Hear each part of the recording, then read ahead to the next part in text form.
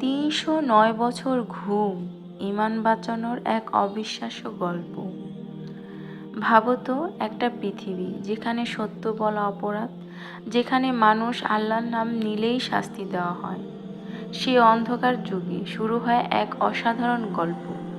কিছু তরুণ ছিল, তাদের হৃদয়টা ছিল আল্লাহর জন্য। তারা বিশ্বাস করত এই দুনিয়ায় সত্য একটাই, আর সেটা হলো এক আল্লাহ।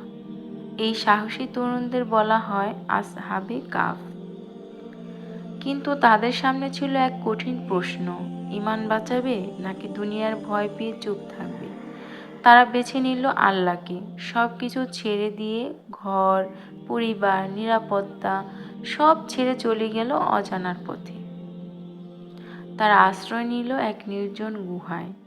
চারদিকে নীরবতা, ভবিষ্যৎ অজানা। তখন তারা হাত তুলল, বলল, হে আমাদের রব, আমাদের উপর রহমত বর্ষণ করুন এবং আমাদের জন্য সঠিক পথ সহজ করে দিন।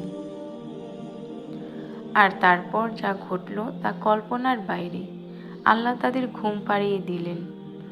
একদিন নয়, 2 দিন নয়, তারা ঘুমালো ৩০৯ বছর।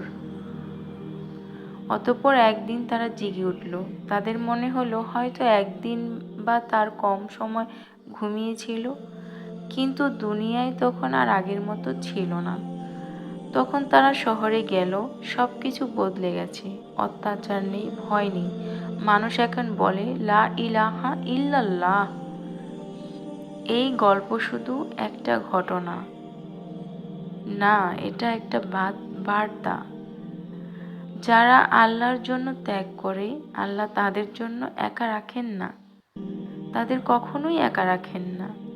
তুমি যদি এক পা বাড়াও আল্লাহর পথে, আল্লাহ তোমার জন্য 1000 পথ খুলে দেন। তাই আজ তুমি যে কষ্টেই থাকো না কেন, মানুষ বুঝুক বা না বুঝুক, তুমি আল্লাহকে আঁকড়ে ধরো, কারণ আল্লাহর সাহায্য নীরবে আসে, কিন্তু একদম ঠিক সময়ে। এই গল্পটা যদি তোমার হৃদয় ছুঁয়ে যায়, তাহলে শেয়ার করো, আর এমন গল্প পেতে ফলো করো।